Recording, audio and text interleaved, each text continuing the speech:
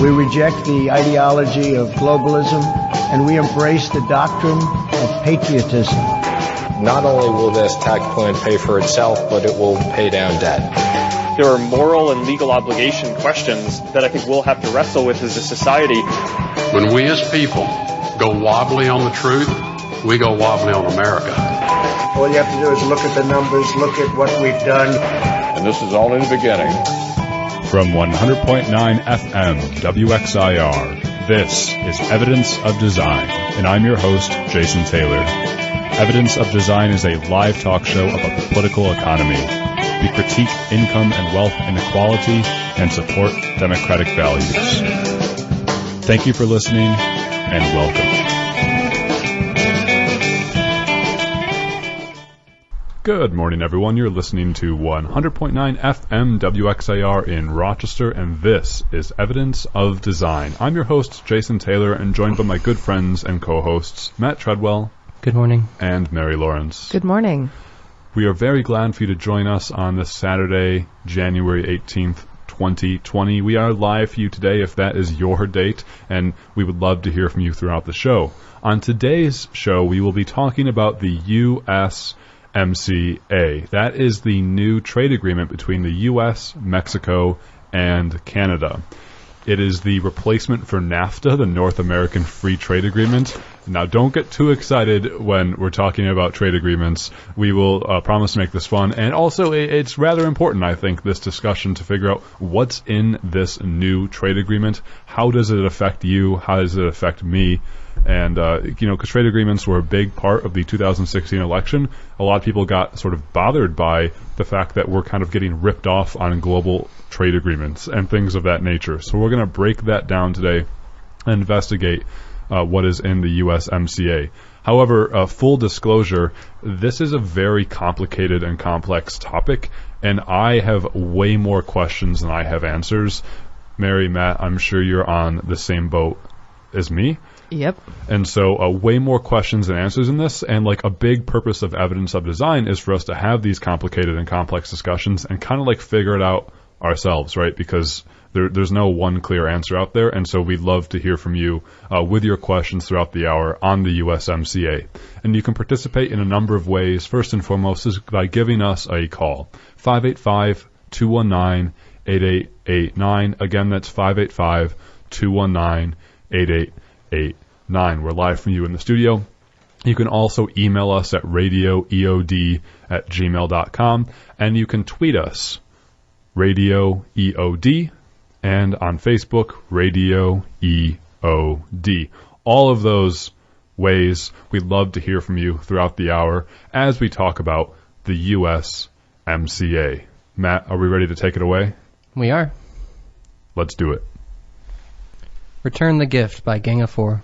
And this is Evidence of Design on 100.9 FM WXIR in Rochester. We're talking about the USMCA today. That is the U.S.-Mexico-Canada trade agreement that the Senate just passed this week.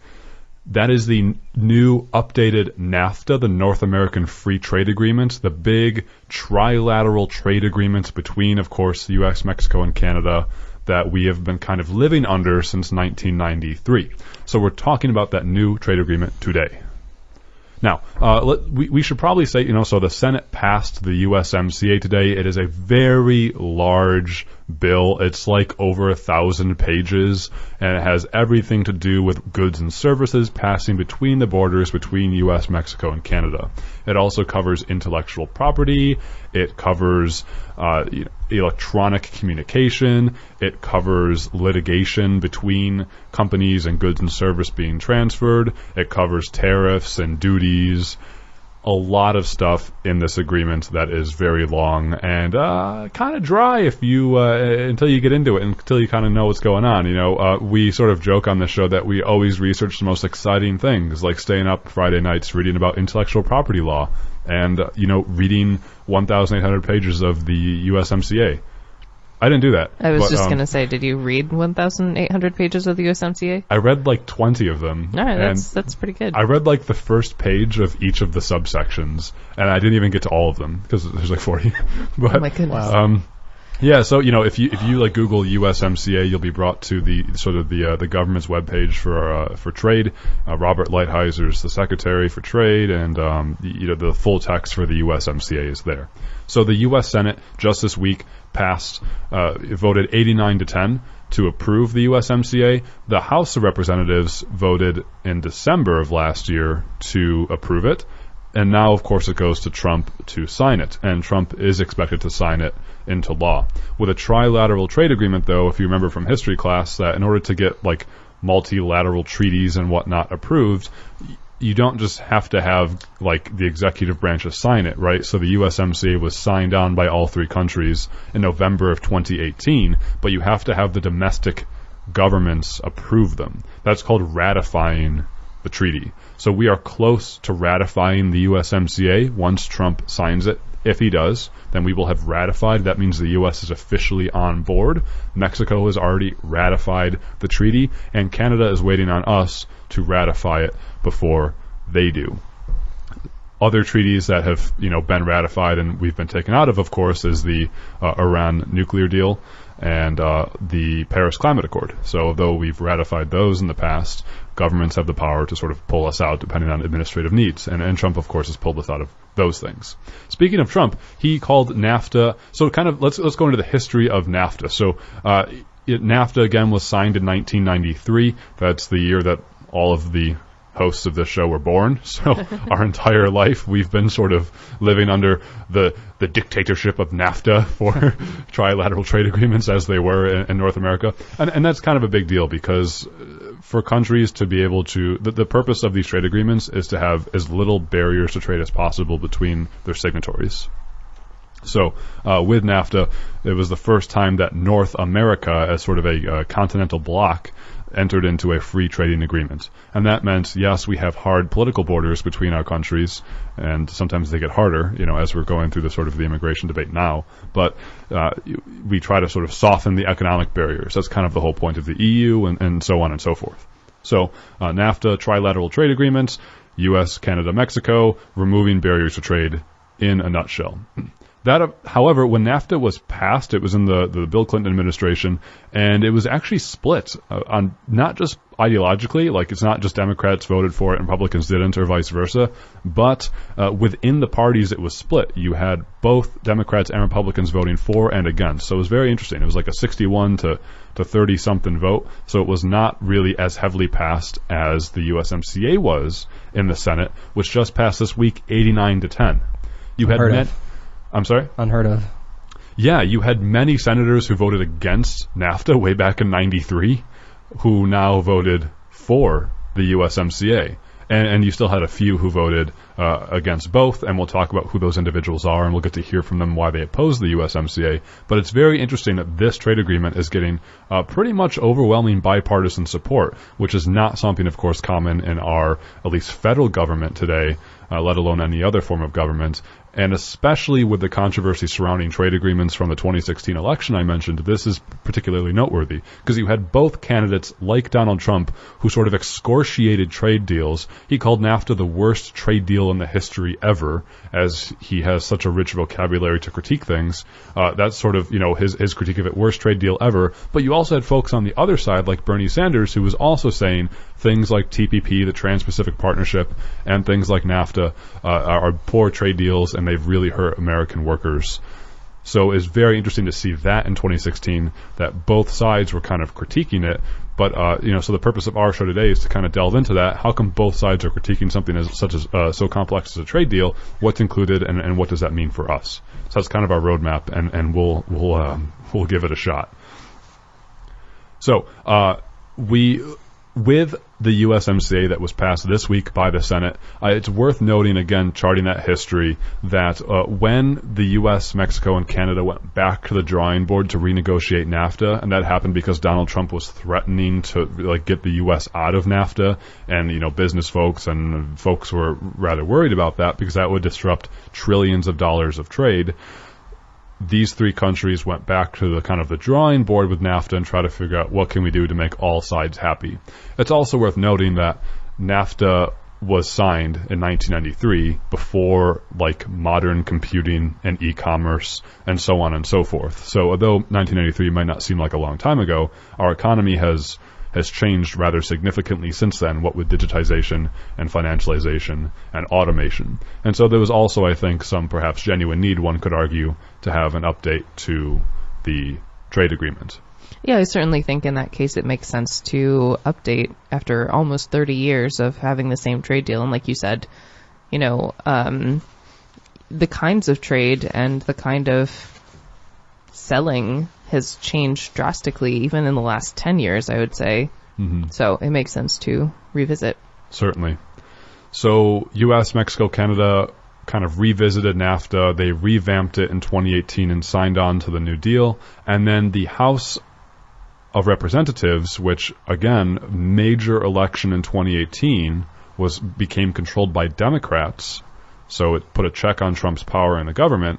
Democrats took control of the House in 2018, and then they have this new signed NAFTA or USMCA deal that gets before them. And the Democrats under Pelosi and so on and so forth were rather skeptical of the USMCA at first because it was very weak on labor laws. So they, for the past year, had been working on the USMCA to improve labor regulation within the trade agreement. And once they added those improvements, as they would call them, and Robert Lighthizer and everyone else kind of signed on, that's kind of the USMCA that we have today, and that's arguably why there's so much bipartisan support, is because the Democratic-controlled House of Representatives made some modifications to the agreement to get Democratic support onto it. And so that was the version that was approved by the House in 2019 and then just approved this week by the Senate. Now, why trade agreements are kind of a thing is because for like all of human history, there have been various trade agreements between groups of people and countries and things of that nature. But especially in modern times with something known as globalization, where we have very interconnected supply chains and buyers and sellers, many products, famously like automobiles, the parts of an automobile are made up of things that come from countries all over the world. And so there's many great videos and papers out there like that where if you buy, your Ford whatever, the parts in there can come from Germany, Japan, South Korea, Mexico, Canada, and the US. So though it's American made, it might not mean that most of the parts in there are actually from America. American assembled, perhaps? Right. So NAFTA had this provision in it for particularly automobiles where if you're going to make a car in Mexico, in Canada, or in the United States, 62.5% of all of the parts must come from those countries in order for it to not be slapped with tariffs, which are essentially taxes. So if you wanted to make a cheap car, you had to make a car with 62.5% of the parts coming from North America. And that's a way for countries within those signed treaties to sort of protect their industries and work together to maintain competitive advantage. That's how the argument goes. And those tariffs, those are paid by the company, correct? Not by the consumer, or is it passed on? People would argue it would be passed on. So the company would pay the tariff, but then, of course, they would just raise the price of the vehicle to offset the cost of the tariff and would go down to consumers. And that's what we're struggling through right now with the whole trade war with China, and that's sort of the back and forth in the argument is like, are these costs being passed on to consumers or not, and so on and so forth. So the argument for free trade is like, look, if we all work together and if we remove barriers to trade, goods and services would become cheaper. There are people who would disagree with that, but that's kind of the main ideological dogma of the past 40 years is that free trade is good trade. And so NAFTA helped to make sort of free trade, but in a protective way, right? You always have to define who is the free trade for. It's only free trade if you're known as the U.S., Mexico, or Canada. If you're known as El Salvador, you're not in NAFTA, you're not in the USMCA, no free trade for you, right? And so Trump has been going back and forth to try to remove these multilateral trade agreements and come up with nation-to-nation trade agreements, and there's a sort of debate within that debate there. So with the USMCA, Matt, going back to this whole like 62.5% of the parts of an automobile must be made in either the US, Mexico, or Canada. Now with the USMCA, that percentage has gone up to 75%. So there are many vehicles on the market right now that will no longer qualify under the USMCA once it's ratified, and those car companies will have to change where they source their parts from to have more of them come from either U.S., Mexico, or Canada. And so that's just one example of some of the changes in the USMCA, where it sort of made more protectionism for either the U.S., Canada, or Mexico to keep production here. That's kind of one of the changes. I believe there's a labor protection attached to that too, isn't there? Like, in addition to having 75% of the parts come from North America, I believe there's a provision that the majority also have to be made by people who earn at least $16 an hour. I don't know if that was part of NAFTA as well. Yeah, I don't think that was part of NAFTA, if I'm correct. Again, this was something that the Democrats really lobbied for changes in the USMCA, again, those labor provisions. And I believe where it stands now is that 40 to 45% of automobile parts, so a little less than half of the parts going into an automobile, must be made by workers who earn at least $16 an hour. So that is kind of particularly applied towards Mexico in this, because manufacturing workers in the U.S. and Canada will most likely make more than that. And so this was really kind of a target towards Mexico to improve their labor standards. And this is a big deal because there's a lot going on now in like Mexican politics to kind of think about changing labor laws and improve unionization for Mexican workers. And this is all coming from this trilateral trade agreement, which is very interesting, I think. So it really goes against the notion of like America first and nationalism and closed borders with agreements like this, which is so odd because Trump is so much for that, but of course just wants to score a political victory with the USMCA to say he made a better NAFTA. But yeah, or a different one. A different one, right. It is worth noting that most sort of people that I've read about this, or most experts, as you could call them, say that this is basically NAFTA. Like 90% of this is NAFTA still. It's just like 10% of changes. So this isn't like the largest changes ever for a trade deal. It's just sort of mainly NAFTA with a new updated modern veneer. So Trump, of course, will still try to say that this is the biggest win ever for Americans in trade deal. I'm the first administration to look out for American workers. This is going to bring tens of thousands to hundreds of thousands of manufacturing jobs back to the U.S. This is going to improve our GDP. This is going to inoculate us against foreign competition. This is going to make our markets more competitive. And I can kind of keep going. I don't think that that is necessarily true. But again, these trade agreements are very complicated, and I think a lot of it is just about scoring political points. Very quickly, I understand that the USMCA has a 16-year sunset clause. Yeah, and was that the case with NAFTA? It was not, to my knowledge. So we should remind folks, too, that you're tuned in to Evidence of Design on 100.9 FM WXIR. We're talking about the USMCA today. That is the new U.S.-Mexico-Canada trade agreement that was just passed by the Senate this week and was passed by the House of Representatives last month. And Trump is expected to sign and ratify that trade agreement on the U.S.'s behalf. That is basically NAFTA 2.0. Matt, you were just asking about a sunset agreement. Yeah, it seems like the USMCA has a sunset clause. We've talked about that before on our show, particularly with the assault rifle ban. Yeah, the assault rifle ban, again, in the Clinton administration. Assault weapon ban, rather. Right, assault weapons ban in the 90s, where Republicans lobbied hard to have that have a sunset clause, meaning it could end.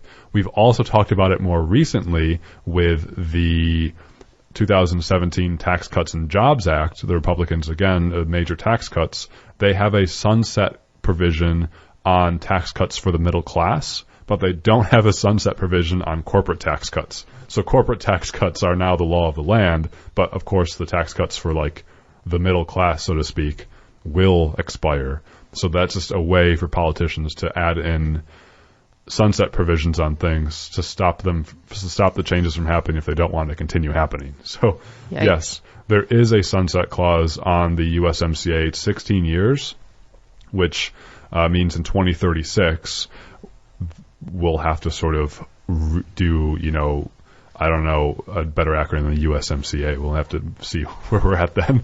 But you sort of revisit that. And every 6 years, I believe, the signatories of the treaty can go back and reevaluate whether or not they want to maintain membership. But I think countries can do that all the time anyways in treaties. I think it's smart to have like built check-ins, though, to especially considering how much things have changed during while we were under NAFTA.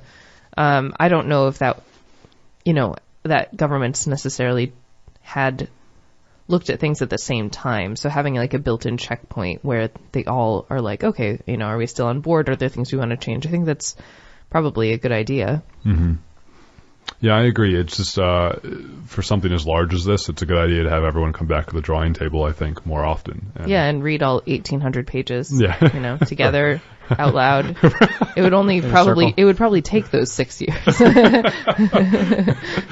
Yes, with copious note-taking. Mm-hmm. That's funny.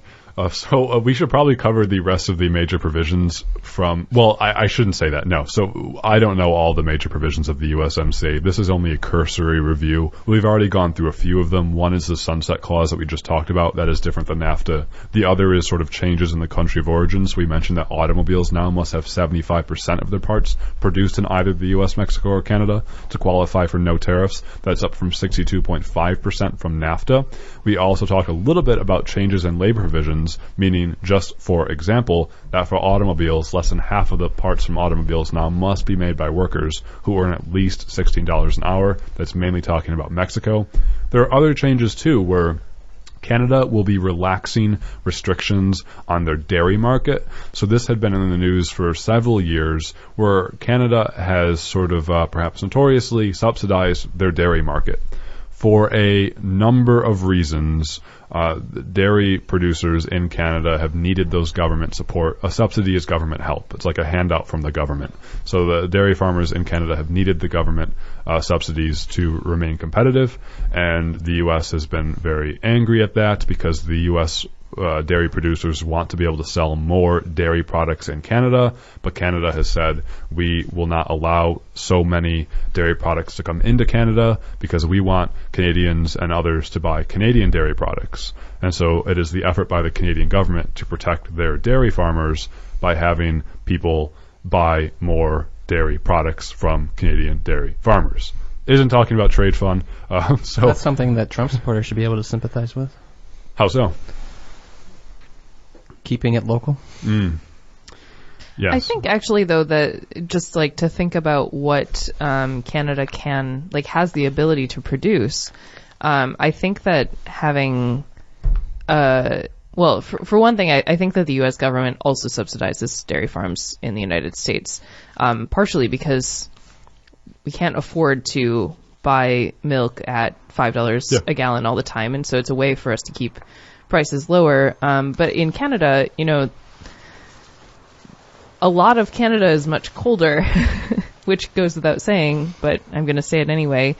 So I think their ability to produce the amount of food and vegetables that the United States is able to produce is not really there. So I think it makes a lot of sense that Canada has been protecting dairy farms because that's one thing that they can produce. Mm-hmm.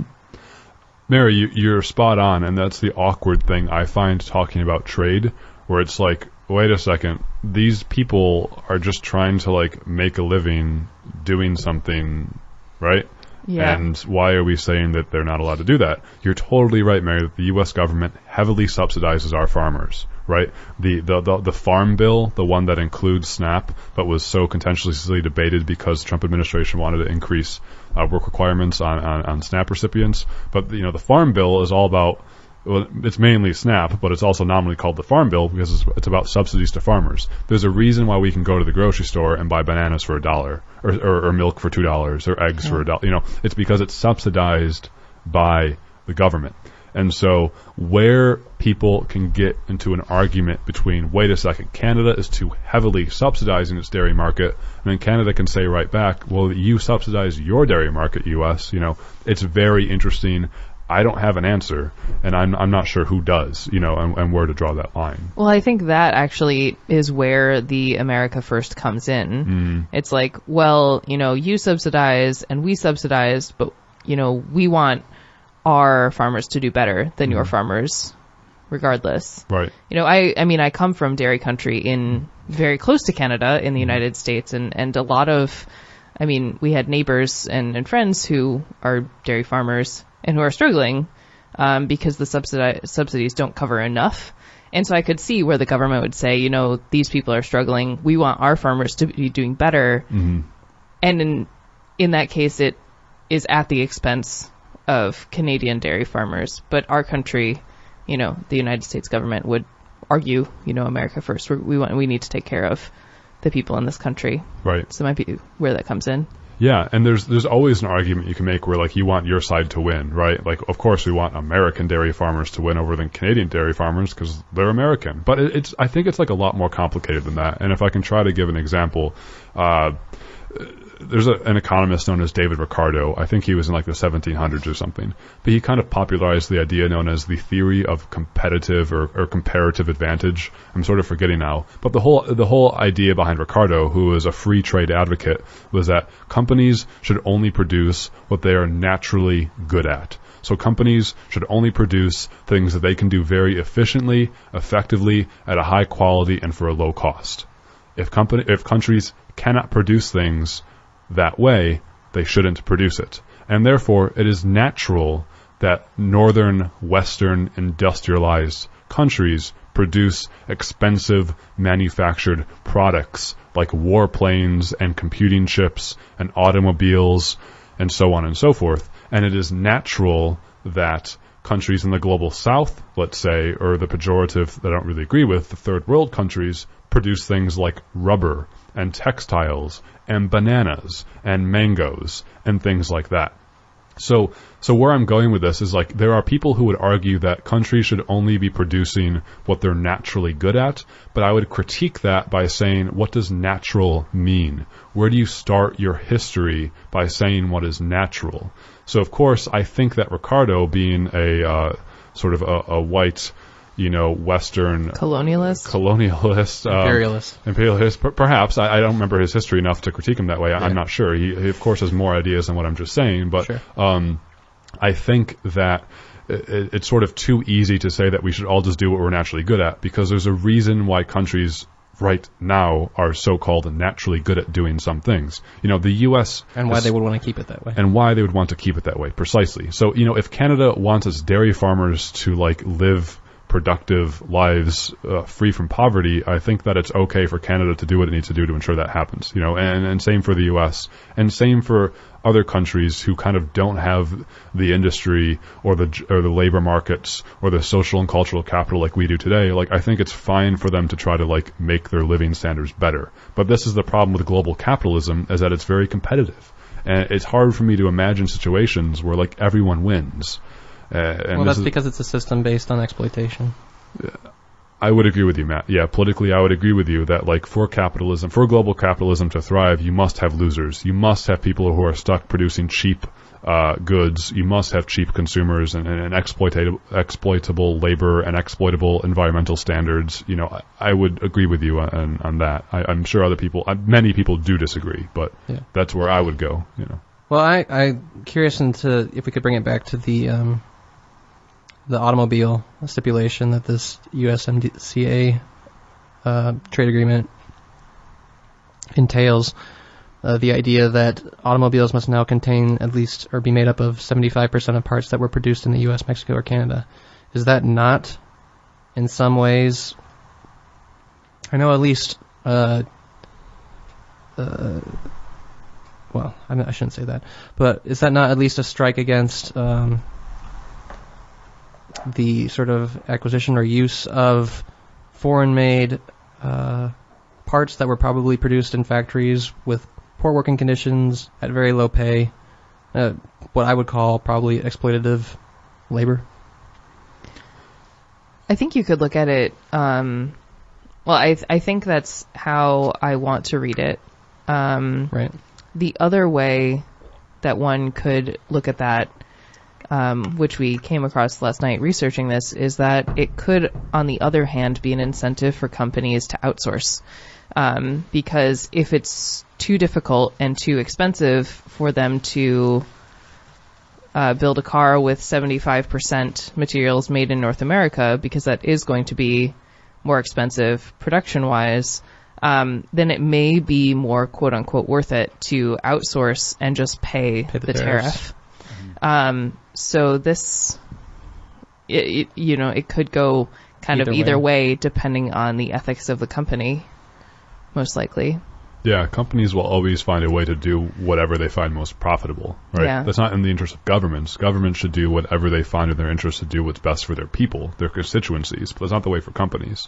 And I'm not sure if the tariffs changed.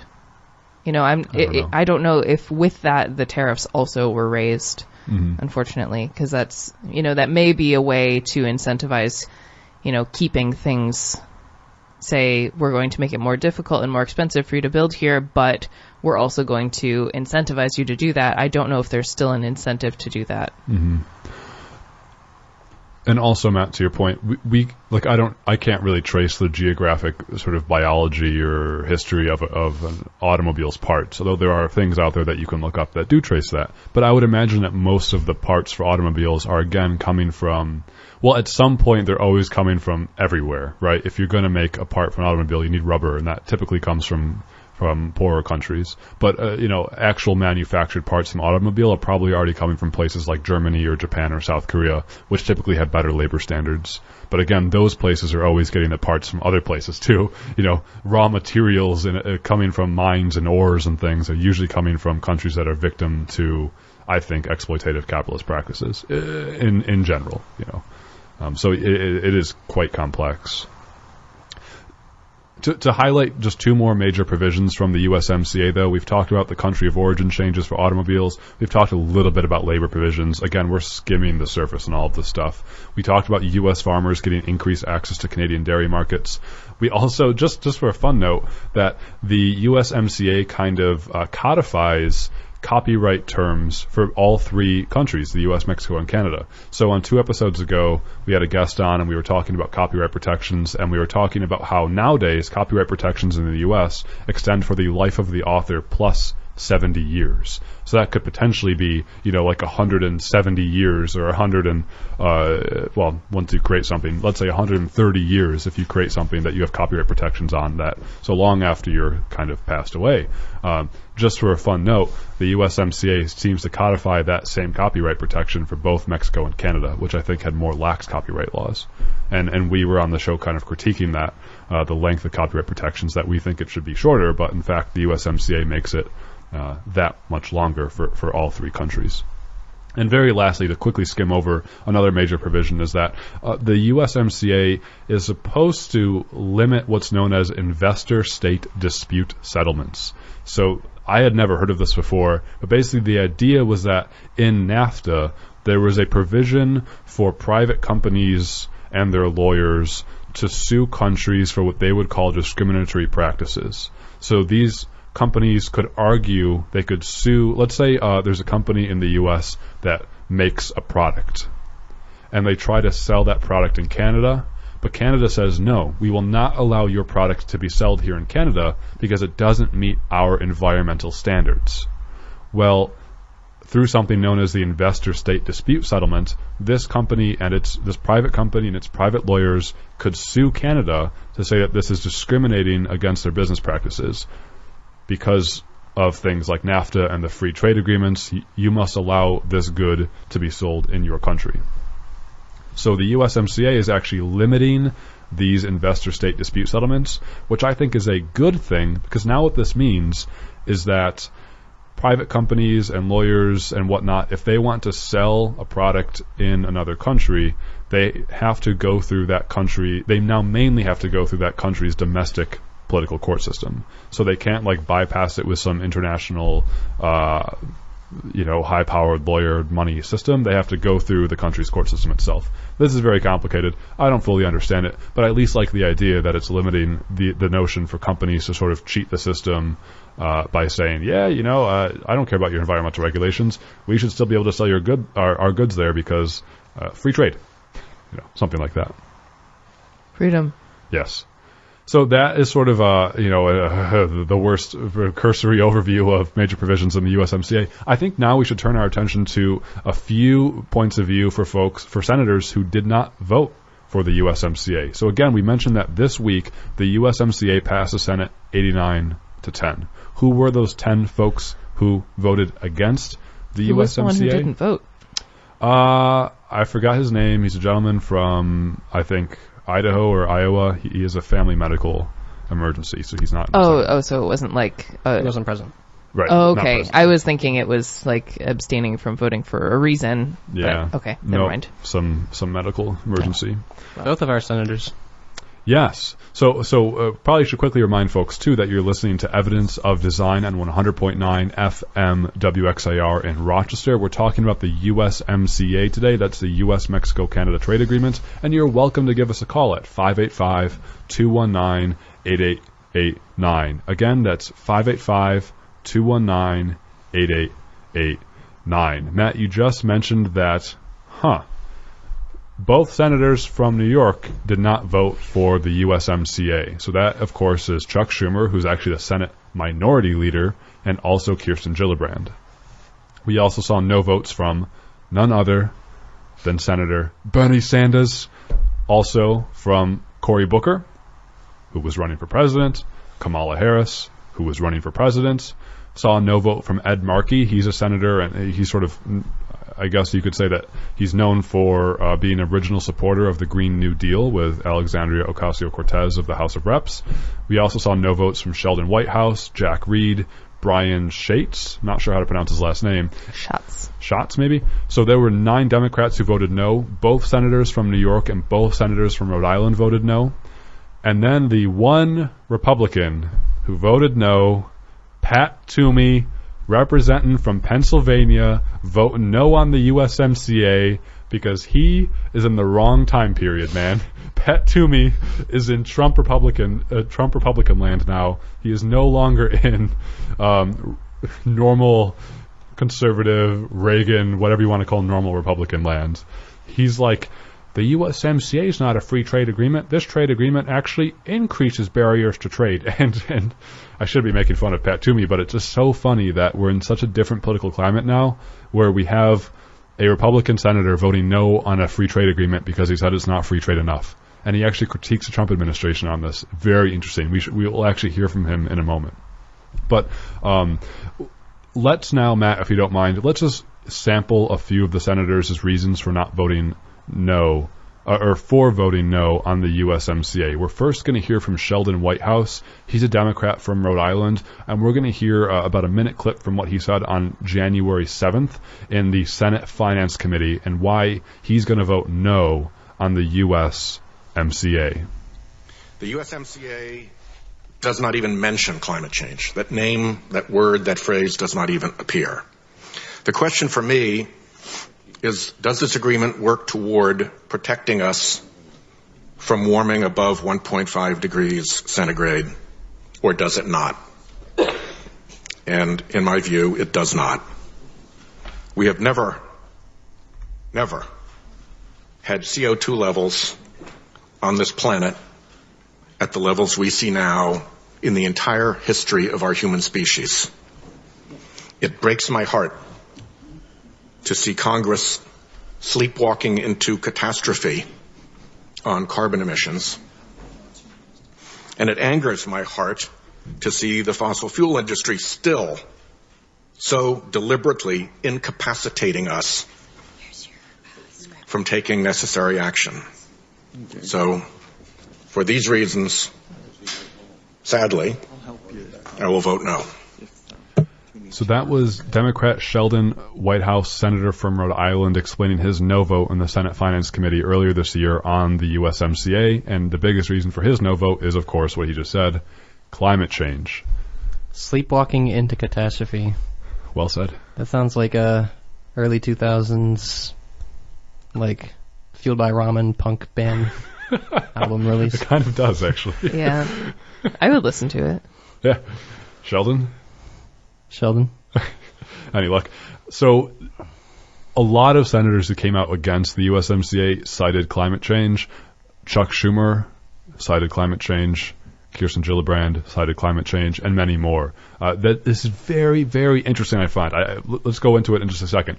Let's first hear again a no vote from, this is Vermont Senator Bernie Sanders explaining his opposition to the U.S. Senate, opposition to the USMCA on the Senate floor just a few days ago on January 15th. Mr. President, in my view, we need to rewrite this trade agreement to stop the outsourcing of American jobs, to combat climate change, to protect the environment. We have technical difficulties. Is there an easy fix for that? Yeah. The Wi-Fi just shut down for a second. Oh, we don't need the internet. Maybe, well, yeah, we kind of do. Let's try it again. Okay, let's give it a shot. Bernie Sanders. Change, to protect the environment, and to stop the destructive race to the bottom. We have got to stop large, profitable corporations that are outsourcing American jobs overseas from receiving lucrative federal contracts. Makes no sense to me that you have large corporations shut down in America, go to cheap labor countries abroad, and then they get online and receive very large federal contracts. We've got to stop that. And further, we have got to repeal Trump's tax giveaway to the wealthy, which have provided huge tax breaks to companies that shut down manufacturing plants in the United States and move abroad. Trade is a good thing, done well, but this trade agreement does not accomplish that end. Thank you very much, Mr. President. So that's Vermont Senator Bernie Sanders, a Democrat, explaining his opposition to the USMCA on the Senate floor this week. I like to imagine that whenever Bernie Sanders has to give a speech, he is looking at his notes and he's just going over them all.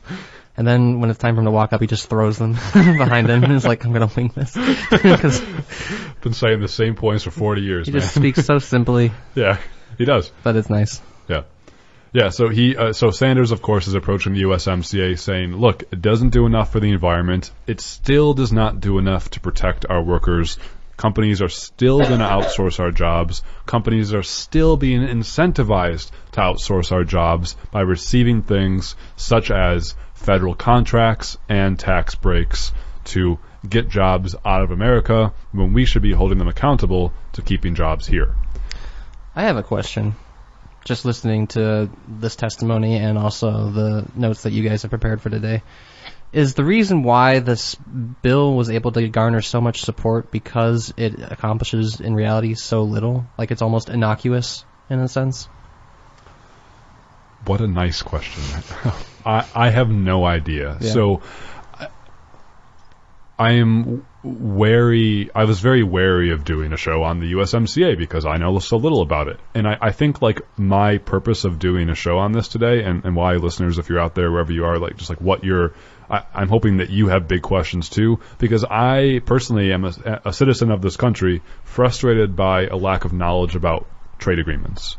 I've tried to look up good information about USMCA from news sources I trust, for instance, NPR, PBS, so on and so forth. And the information I got from those organizations, I find very lackluster. They're good at getting bullet points, kind of like what we shared earlier this hour, but I fundamentally don't understand the politics surrounding trade agreements. I want to know why we have them to begin with. Who really are the stakeholders involved with trillions of dollars of trade going back and forth? You know, when you add labor protections into this trade agreement that Democrats did, all of a sudden people sign on. Do they sign on because they truly believe it makes a fundamental difference, or are they signing on because they can score political points? When you have senators saying they're not going to vote for this because it doesn't go as far in environment, I think that sort of, I read that as a more genuine reason, but I'm not so sure, Matt. I don't know the reason why people support something like this, besides citing sort of seemingly hard to tell if you're telling the truth things like promoting hardworking Americans, promoting jobs, promoting industry, promoting manufacturing, things like that. I don't know. I'm not sure. And so a big reason of having the show is to sort of lay bare the questions I have too and what we don't know. I'm not sure. I do know. So, you know, for 2016, the election, we cited at the top of the hour that it was very interesting because things like the TPP, things like NAFTA were being critiqued by both people like Trump and Bernie Sanders. Trump is expected to sign the USMCA. He's expected to do so because he's said that this is like the biggest win for American manufacturers and workers in a long time, and no other administration has looked out for them. I can't read that statement from Trump to be anything other than him trying to score political points and say he won here, right? Because I don't see evidence to back up that this really is fundamentally changing the rules of the game. So you're still left then with the other side of the argument, people like Bernie Sanders, who are saying, look, I voted against NAFTA in 93. I'm voting against the USMCA in 2020 because you're still not fundamentally changing the rules of the game, where companies are being incentivized to have a race to the bottom system, where we are going to find wherever the cheapest labor is, wherever the laxest environmental standards are, wherever I can make the most profit at the expense of, whatever I can give up.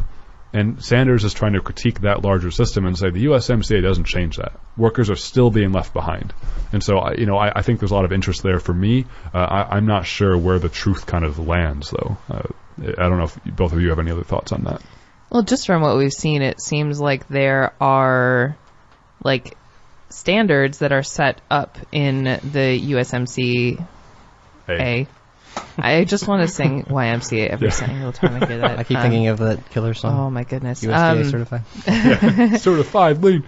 Anyway, so it seems like there's a sort of set of standards or ideal standards that's set up in the USMCA, but it doesn't seem like there is a lot of consequences set up or a standard for what should happen if companies are not following these standards.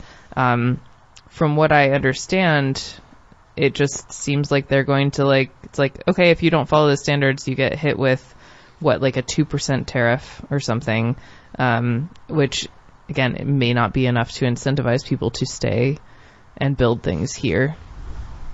Right. Yeah, my hunch is that something like the USMCA impacts us a lot more than we think. That's my idea, is that this is more important than we give it the brain space. But I don't know why it's important. I'm not sure how much it's important. The name of our show is Evidence of Design, and the whole purpose of our show is to peel back the layers of capitalism to figure out some things that we take for granted or miss or overlook and figure out, wait a second, this really does impact me. And I think we've done, not to toot our own horn for a show, I think we've done an okay job of that over our past 79 episodes, to look back at kind of random things, random normal things, part of our capitalist life that be like, wait a second, this actually warrants scrutiny as it impacts our ability as human beings to live a life free from exploitation, free from labor exploitation, right? Or free from debt slavery. Things like that. I think we've done an okay job of that. I don't know what to think about multilateral trade agreements, though. It's so large that I'm not sure, and I'm willing to learn more, and I sort of enjoy doing this research and talking about it because I'm a curious person. But my hunch, speaking of evidence of design, is that this stuff matters, but I can't articulate it yet. Mm-hmm. Should we go to the last clip that we have?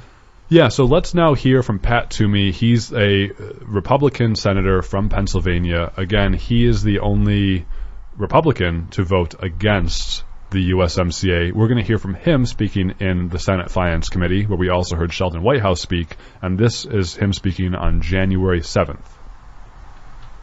Thank you, Mr. Chairman. I think it's worth starting with a reminder of how the process started. NAFTA is, after all, a free and fair and reciprocal trade agreement. There are zero tariffs on 100% of manufactured goods that trade across our borders. Zero tariffs on 97% of agricultural products, and very, very few obstructions of other forms. Now, NAFTA needed to be updated because it's an old agreement and the economy has changed. But that's not the real reason that this agreement was renegotiated. The real reason was because we have a trade deficit with Mexico, and the administration deemed that to be unacceptable. So I think it's useful to think about USMCA as consisting of NAFTA with primarily two categories of changes. One is a category of changes that modernize it, takes into effect and basically codifies existing practices in the digital economy. But the second category are the changes that are meant to diminish trade and investment. And this, my colleagues, is what I think is wrong with this agreement. It's the first time we're ever going to go backwards on a trade agreement. Again, that's Republican Senator Pat Toomey from Pennsylvania explaining his opposition to the USMCA. He was the only Republican senator to vote against the USMCA this week, and you could hear him explaining that he doesn't think the USMCA is as free of a free trade agreement as it should be. It is too restrictive, and he has a longer statement that he gave out, an official statement on his website, and he kind of critiques a lot of the major provisions of the USMCA that he disagrees with.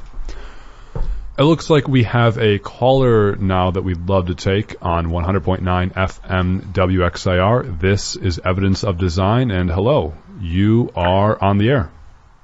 Hi, this is Jeff from Webster. Jeff from Webster, thanks for giving us a call. What's on your mind today? I thought the show today was very interesting, learning about the North American, Mexican, Canadian trade agreement.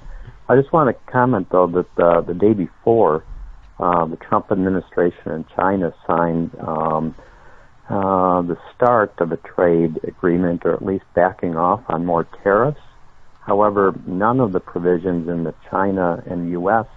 Agreement the day before relate to any labor provisions or climate change. So it seems like there's just such slow incremental progress on these trade agreements, and it's such a long process and a confusing process that you mentioned as well. I just find it interesting that there's no mention in the U.S.-China backing off on tariffs about labor rights, which China continually ignores for its citizens and for the environment as well. They neglect that as well, which allows them to produce so many cheap goods. I just wanted to comment, and I appreciate listening to the show. Thank you. Thanks, Jeff. We appreciate you calling in, and folks are always welcome to give us a call at 585-219-8889. Again, that's 585-219-8889. There is a lot else going on in politics this week. Of course, the Senate actually began its impeachment trial right after they voted to approve the USMCA. So they all came together and bipartisanly approved this, and then they go into the most perhaps not. I wasn't going to say partisan because I don't believe it's partisan, but divisive impeachment inquiry. So that's very funny. But also, Jeff, you brought up something the day before. You're right that the Trump administration had finally seemed to get something happening with China in terms of trade deals. We didn't even touch that because there's a lot of critique of Chinese business practices, that they purposely devalue their currency. They don't have labor rights. They have lax environmental regulations, so on and so forth. They steal Americans' intellectual property. They have very heavily subsidized and actually state-run industries that, of course, the U.S. touting its free market system doesn't like. So there's a lot of tenuous trade things there that I think a lot of people, both Democrat and Republican, would actually agree upon. So yeah, China's kind of breaking the system here, and we got to fight them on that. I would kind of go back to our conversation earlier with Mary, and oh no, I think my point is leaving me. But kind of let me say, where I'm wondering about these trade agreements is that they're trade agreements, right? They're about companies making money. And so I think that the reason why we don't see things like labor regulation and environmental regulations, because those things are typically antithetical or not in the interest of companies to make money. And so that's sort of my wariness or critique of these things. It's like, I'm not sure these are the places for wealthy politicians and wealthy corporate lobbyists to put those things in because they don't want them in. I don't know. That's kind of my immediate 101 brain answer. I'm not sure I followed that, actually. Well, I'm not surprised that there is not environmental regulation or labor regulation in a U.S.-China trade agreement. Because trade agreements, I think, are fundamentally about the trade of goods and services. Yeah, I guess it's just interesting, from Jeff's point, it's interesting to think of the differences between the two agreements, especially seeing them back to back, where the one for North America does include, there's labor and environmental issues being fought for to be included, and it's not the same with the China agreement. I don't know if that's because it's their next door neighbor or what it is, but it is interesting, an interesting point to bring up to see how these two agreements, while made within hours of each other, can be so different. Yeah, I agree. We probably should leave it there, though, for the hour. Thank you to everyone who tuned in today to listen to Evidence of Design on 100.9 FM WXIR. We are live on Saturdays from 11 a.m. to 12 p.m., and our past episodes and shows can always be found online by going to our YouTube channel, searching for Evidence of Design episode, whichever episode you want to search for. So Evidence of Design, search on YouTube. You'll find our channel eventually, and we'd love to hear from you. Comments on past episodes or ideas for future episodes. You can get in touch with us by emailing us at radioeod@gmail.com. You can also get in touch with us on Facebook and Twitter at Radio EOD. Up next is the Esquire Hour. They always put on a great show, and we thank you for tuning in today. I was your host, Jason Taylor, and also joined by my good friends and co-hosts, Matt Treadwell. Have a good weekend.